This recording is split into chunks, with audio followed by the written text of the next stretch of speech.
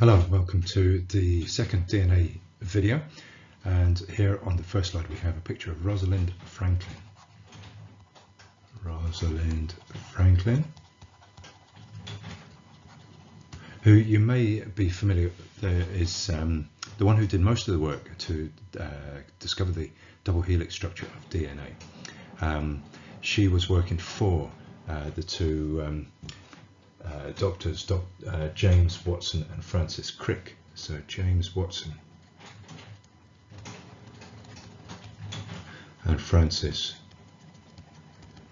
Crick. Watson and Crick are the ones who got most of the fame, but Rosalind Franklin was the one who made the original creative leap, let's say. So she did a lot of the experimental work that allowed Watson and Crick to come up with the final structure of a double helix. So let's see in the next couple of slides how that double helix is formed. So in the previous video we discovered that we could make a polynucleotide strand, which is a polymer from nucleic acids made up of those three components, the phosphate, the sugar and the base. And we can have a look at one such strand like this. Let's just label it nicely. So this would be our phosphate group, which uses the two hydrogens to make the connection between the sugars. And this is the sugar, deoxyribose. Might as well name that one again. Deoxyribose is the name of that sugar. And then of course we have the bases,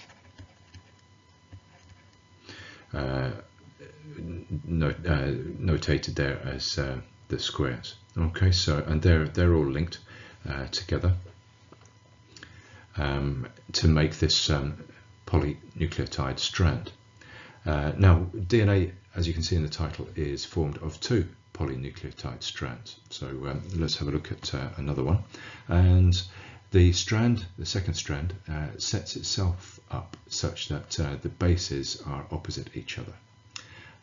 And if you notice here, we've got the same bases opposite the other same bases. So as the base pair, so C and G are always together. So we can draw three lines between C and G. I'll explain why in a second.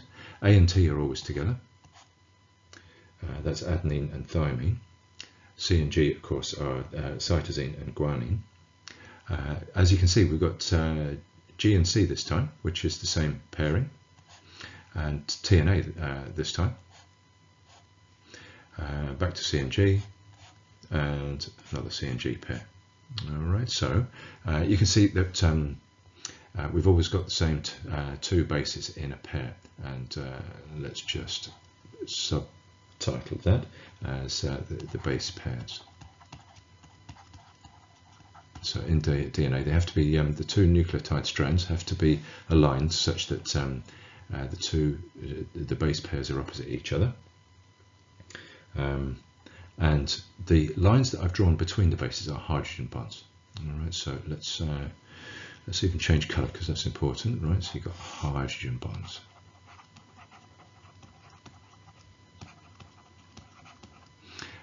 And you have three hydrogen bonds between C and G, between cytosine and guanine, and you have two hydrogen bonds between adenine and thymine. Let's just write out the list of the bases again. A is adenine, T is thymine, C is cytosine, and G is guanine.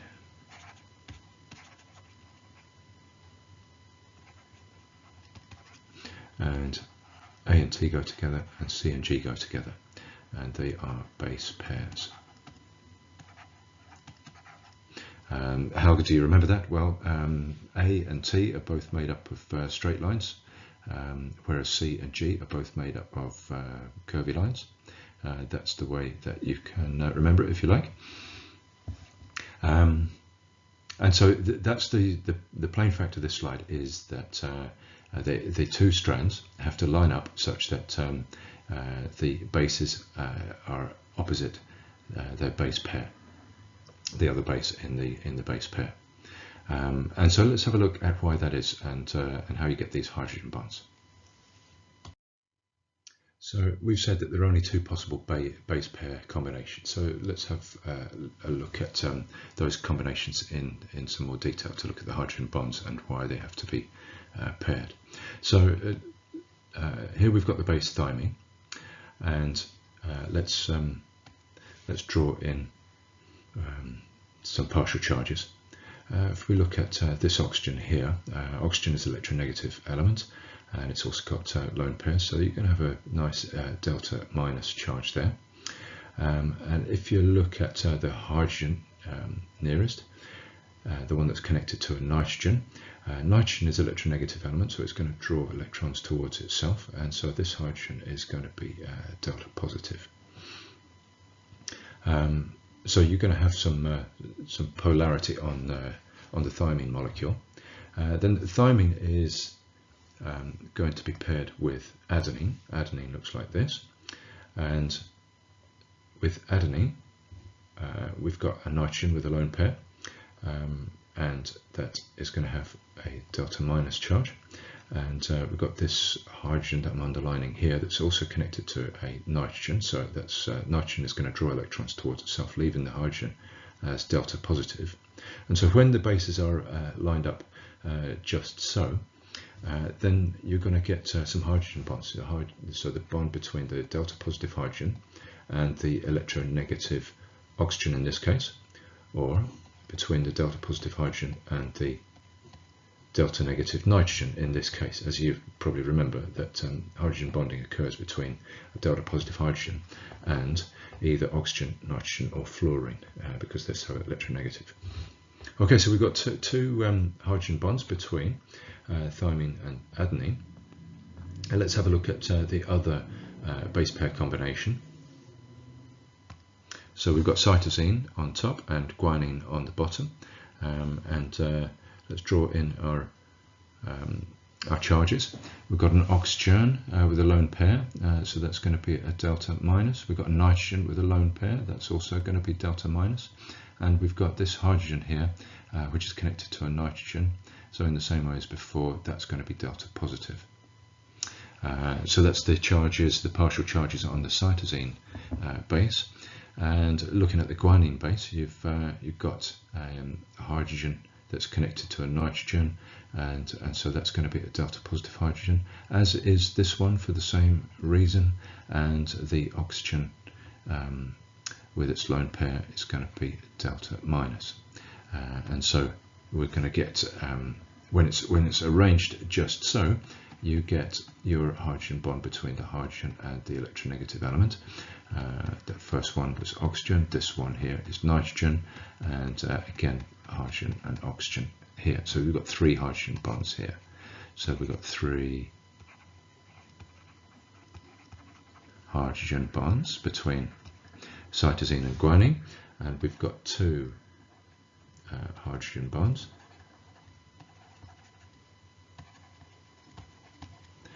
between thymine and adenine. Okay, so that's why you get these two combinations of bases. If you had a different combination, say thymine and guanine, for example, the delta negative oxygens and nitrogens wouldn't line up with the delta positive hydrogens. And the same is true of adenine and cytosine, for example.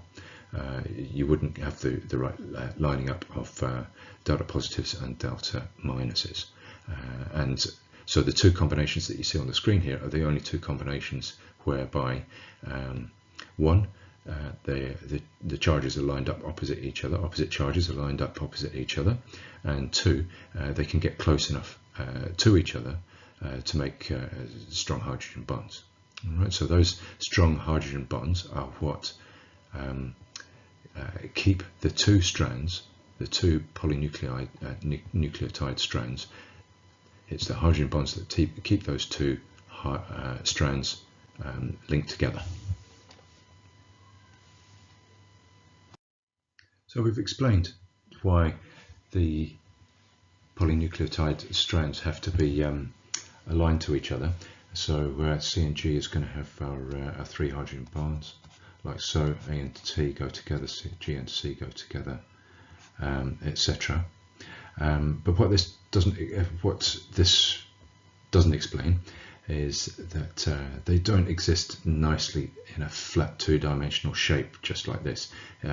As it happens in practice, that you don't get the proper alignment when you've got straight molecules just lined up in 2 dimensions against each other. So the actual practical truth of it is that the base pairs have to twist so that the bases are in the right alignment. So in order to make all those hydrogen bonds, they have to twist in a helix type shape, and because you've got two of them, you've got two intertwined helices, which looks like this. Okay, so we've got let's say the left hand strand is the blue one and the right hand strand is the red one, and you can see they're twisted in a helix shape, and the two red and blue strands are intertwined in what's called a double helix. And if we look in between the two strands, then we've got so let's use some red. We've got the two base pairs. So we've got the base pair that's coming out of one strand, and that's going to be paired up with its other base in its pair, and then you're going to have another base, right, coming off one strand being paired up with the other base in its pair there, with hydrogen bonds. Let's draw the hydrogen bonds in black. So we've got hydrogen bonds between the base pairs like so. So there are hydrogen bonds. All right, and let's say 1, 2, 3, 4. There are bases in their pairs, and in order to allow those hydrogen bonds to form, we're saying that the polynucleotide strands have to twist into a helix shape. So there you have it. That's how DNA becomes a double helix.